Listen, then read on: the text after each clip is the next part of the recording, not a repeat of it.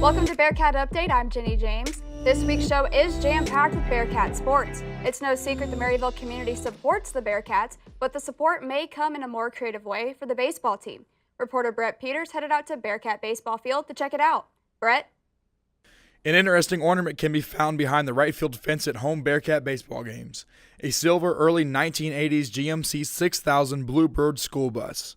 The bus is powered by a V8 engine that doesn't always work the way it's supposed to.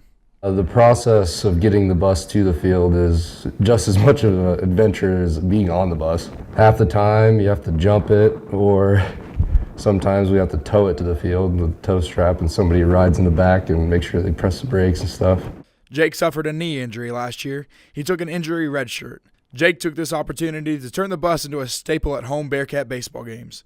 Jake spent most of the home games on top of the bus. The little improvements to the bus are the best ones. And there's a air raid siren in the bus, so every time we score and stuff like that, we like to push the button, which we ran the cord off the horn up to the top of the bus so we could push it there so we don't have to hop down and honk it anymore. The bus's main job is to be a distraction for the opposing team's outfielders.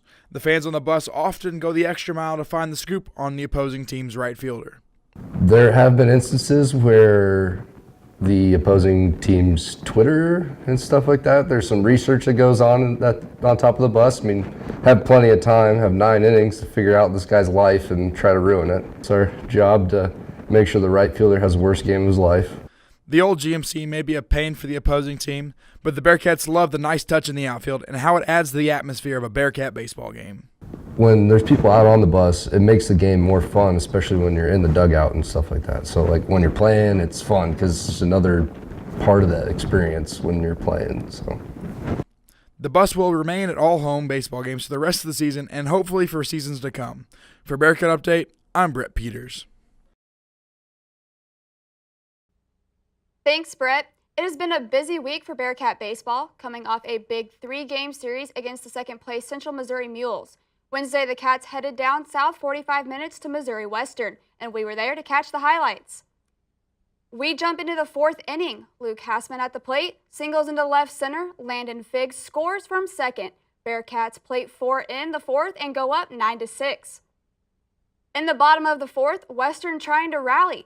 Brooks Day singles up the middle off of Quentin Van Akron. Griffin's in a good position to score.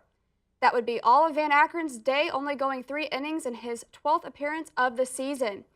Jimmy McElwain comes out of the pen and retires the first 3 Griffins he sees, striking out the last one. McElwain would pitch 3 innings of his own, only allowing 2 hits. In the top of the 6th, Kevin Hanslick at the plate, pass ball right through the 5-hole. Luke Hassman trots in. Bearcats win this high-scoring affair 13-9. Mondo Gutierrez led the Cats with 4 RBIs, going 2 for 5. Luke Hassman finished with 3 ribbies on 2 hits. After a week of tough games, the team drops to 5th in conference with a 15-9 record.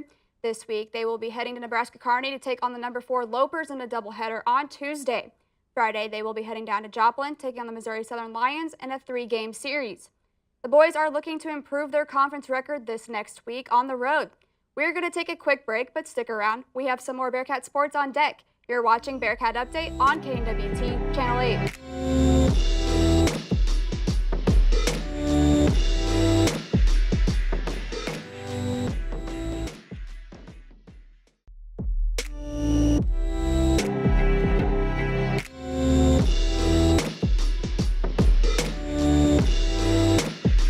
Welcome back to Bearcat Update. I'm Jenny James. The softball team had their last couple of home games this past week, including a great senior day.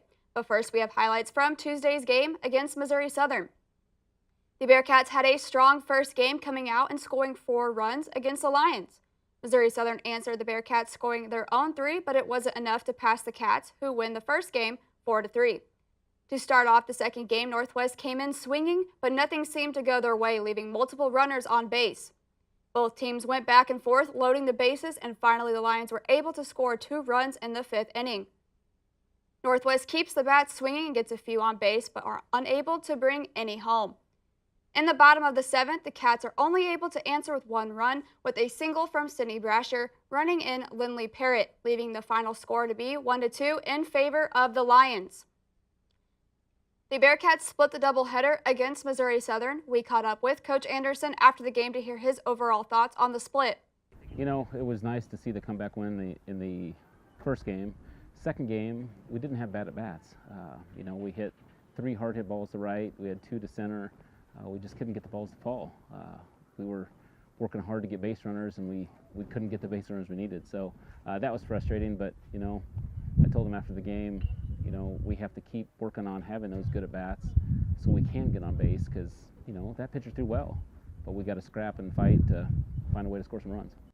Thursday, the girls hosted Nebraska Kearney for another doubleheader. They swept the Lopers, taking Game 1 5-4 and Game 2 3-2. Lastly, the team had a memorable senior day against Fort Hays State. They took both games 8-0 and 6-5. After several wins, the team moves to second in conference with a record of 16-6. The team will be playing tough games this week, Friday heading to Emporia State and Saturday taking on Washburn University, the #1 in conference. Right now, as the standings sit, the softball team will face Northeastern State in the first round. This is a double elimination tournament. The tournament is not set as most MIAA teams still have 2 games left on their schedule. The girls are looking to finish the regular season on top before they head into the conference tournament. As the softball team heads into the postseason, the football team is finishing up their spring season. Last Thursday, the Bearcats had their annual spring game, and Jake Wright went to the field to catch the action. Let us jump to the second quarter. Slow first half for both offenses, but Braden Wright bounces to the outside and dashes 20 yards into the end zone, 7-0 at the half. Moving to the second half of play, freshman Raymond Thomas bursts through the line, finds some green, shakes a defender down to the 15-yard line. This would set up a 38-yard field goal by Parker Sampson, making it 10-0. Fourth quarter, Braden Wright. Not only can he run, but he can also sling the rock. Connects with Armani Carmichael down the field for a 71-yard touchdown pass. The young quarterback with 2 scores on the night. Still in the fourth quarter, the white team putting the game away. Raymond Thomas finds some daylight, takes it to the house, 71 yards down the field. Have yourself a day, young fella. The white team defeats the green team 17-7 as the Bearcats gain momentum into the summer, looking to improve heading into next season. First thing I really liked we were always preaching family around this place, and I think we made it that. We started out the day with a tailgate where everybody was up there. I had about 80% of our parents there tonight. It was a great deal with our recruits. I think that the spring game was indicative of kind of what our spring was. You know, a little bit up, a little bit down. At times showed our youth, but it also times showed flashes of some things I think we can be moving forward. We have a lot to work on, obviously, but just overall we have to push. Like, we can't have days where we have like an off day in practice and we're not giving it all we have. We have to continue to push as hard as we can every single day, day in and day out. Honestly, I think we're a really young team, but I saw a lot of guys competing this spring. Guys always going hard. Like that's a really big thing just from a young team because everything's not going to be perfect, obviously. We're going to make mistakes, but if we're going hard, that stuff it can make up. So I think that really just the care factor we have as a team, the fact that we care about each other, we see a lot of improvement from last year, you know what I'm saying? For Bearcat Update, I'm Jake Wright. 1, 2, 3. Thanks, Jake. The football season will open on August 30th against Missouri Western. We are going to take a quick break, but don't go away. You're watching Bearcat Update on KNWT Channel 8.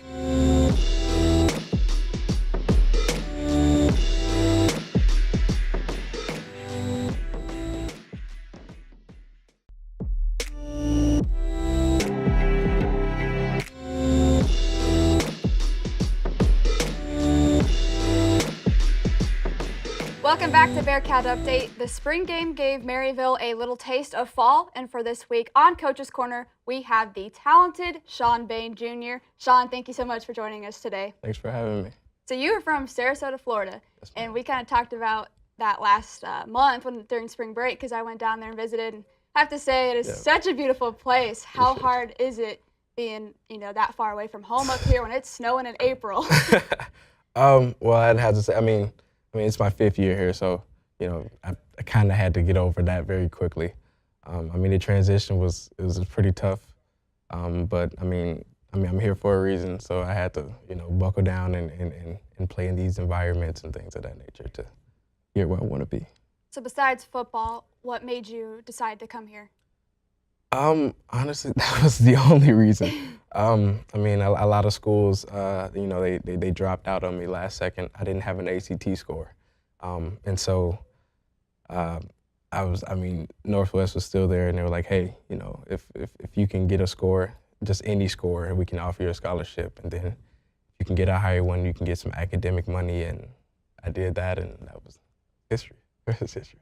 Definitely awesome how things work out. This previous season didn't exactly go the way that you guys had hoped, losing first round of the playoffs in Ashland, Ohio. But coming off of that loss, how can you guys improve from that going into this new season? I mean, I feel like we can be better all around, you know, from play calling to coaches to, you know, mental toughness, just things of that. I mean, we got a lot of young guys, so we're going to have to, you know, the older guys are going to have to show them the way. I mean, it's fuel to the fire for sure. I mean, we average, you know, play like 12 games. So for us to lose first round of playoffs is kind of like what's going on. So just a, you know, to really wake us up and, you know, let us know that we're not the only ones trying to, you know, be the best. Mm-hmm. You mentioned having some young guys, and a position that has some young guys competing right now is that quarterback position. You got a couple sophomores and a freshman right now that are competing for that position, and we got to kind of see that Thursday at the spring game. So what are you kind of seeing from that quarterback battle? I mean, they're all eager. They're all ready. Whenever their number is called, they're ready to make a play. I mean, they stay in the film room. They stay in the playbooks. I mean, they're all battling for that, you know, that top spot. So, I mean, getting that timing down with one another is going to be tough, but we're going to have to do it if we're trying to go to where we say we want to go. What were some other takeaways that you saw from the spring game Thursday? I mean, we got a lot to build on for sure. I mean, that was, you know, the younger guys, you know, first big stage, getting some snaps. So they was able to see, you know, how fast it needs to go, the tempo and things of that nature.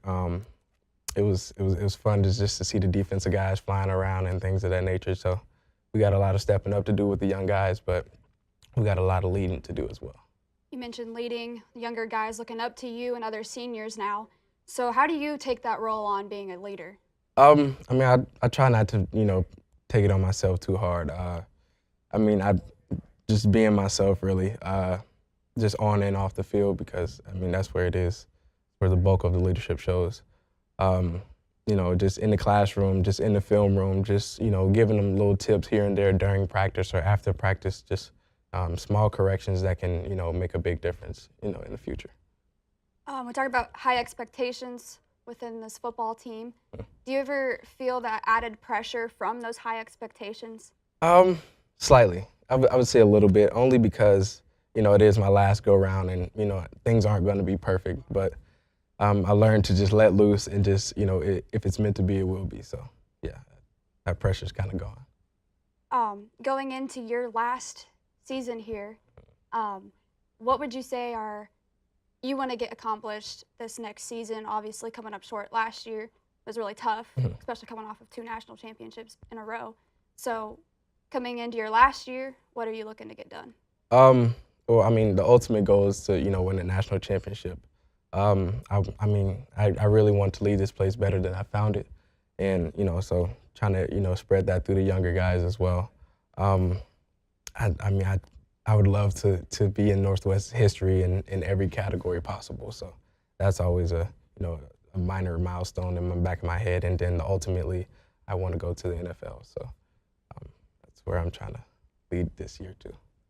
So what would you say from last year, it was Coach Wright's first year, transitioning into that, how would you say he's really improved and stepped up in that role? I mean, he's really taken his role hard. I mean, he's understanding what he has to do. You know, I mean, he has to deal with a lot from, you know, players off the field to scholarships and, you know, walk-ons and things of that nature. So he has a lot to deal with. I mean, he's really harping on the little things this year, which is huge because, I mean, the little guys, you know, they get agitated and want to skip a couple steps. So he's really implementing that, and if you don't do it right, you're going to do it again until it's done correctly. So I think that's one thing he's really doing well at. Thank you so much, Sean, for joining us today. I cannot wait to watch you kill it out there in the fall and see how far you guys can make it this year. Appreciate it. We're going to take a quick break, but stay tuned. We have more to come on Bearcat Update.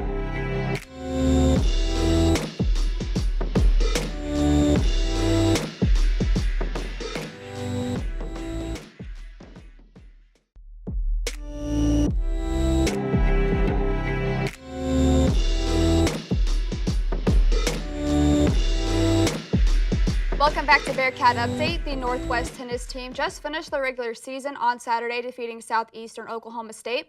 Our reporter, Corbett Evans, headed to the courts to see how the team was preparing for the conference tournament. This past Friday, I had the pleasure of watching our men's tennis team practice for their upcoming tournament. I spoke with assistant coach Roman and asked him if the weather made it difficult to practice, especially on days such as Friday. A little bit, I'd say a little bit, because we had to go in those indoor courts, which is an okay solution, I'd say, when the weather is not good. It's better than nothing, but it's not the best that whenever we can get on those 6 courts. Despite the weather, the team trains on, confident in their upcoming game. With the last 2 games being wins, they are excited and ready for the next one. In fact, they are using these past games as a confidence boost, making them train even harder to make sure the next is a victory. It kind of gave us the momentum that with those 2 wins in the last matches, we played really good against Emporia, so I think it gave us more confidence, and I think it's great, and I think everyone is excited to play Southwest Batista again in the first round.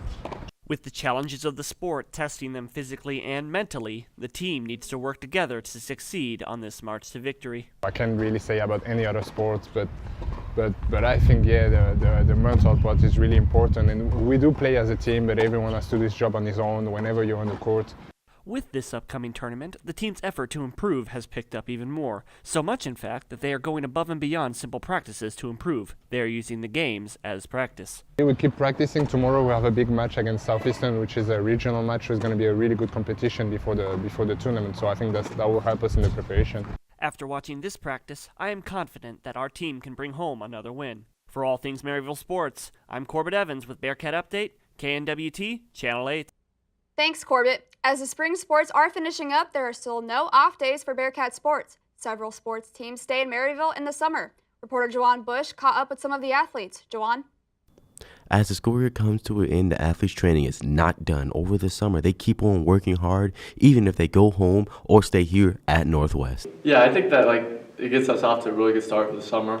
To all be here working out together and kind of hanging out and building chemistry before the summer. But winning all their games doesn't come from the off season. It comes from in the summer when they're working hard by themselves and the coach is not there to tell them what to do. Our summer workouts are obviously in May. The lifting is just with Joe Q, and you know how Joe Q is, just getting your body right, and then kind of gets you a good start for the summer. And then in June, July, it's kind of on your own to get your basketball skills down, get your shooting in every day, and get your speed up, because obviously right when you come back, conditioning stuff. Yeah, like this summer I'm going to try to stay here, so that'll be nice. But last summer I went home, and it's a lot different because here you might have a little bit more resources to be able to shoot. You have nice guns to have pass to you, you have people to pass to you. Mm-hmm. And at home, you kind of just have to find a way every day. Just go to a different gym, go to your AAU gym, go to your high school gym one day, go to your rec center the next day. So it's a little bit more difficult, for me at least, when I'm at home.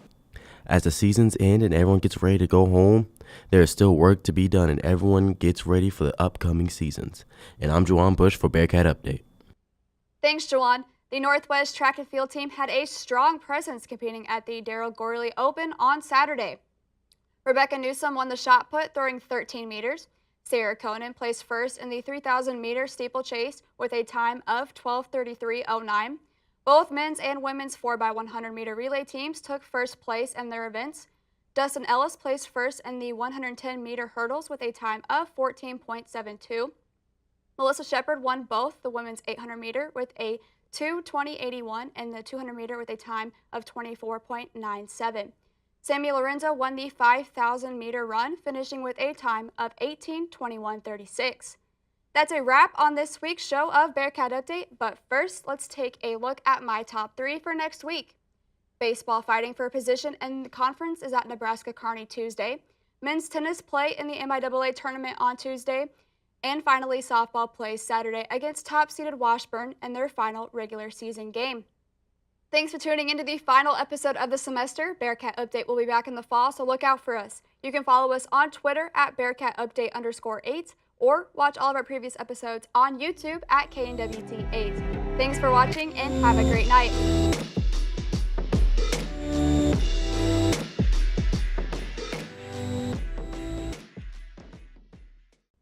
Thanks for watching this week's episode of Bearcat Update. You can catch last week's episode over here and all of our previous episodes down here. Check it out.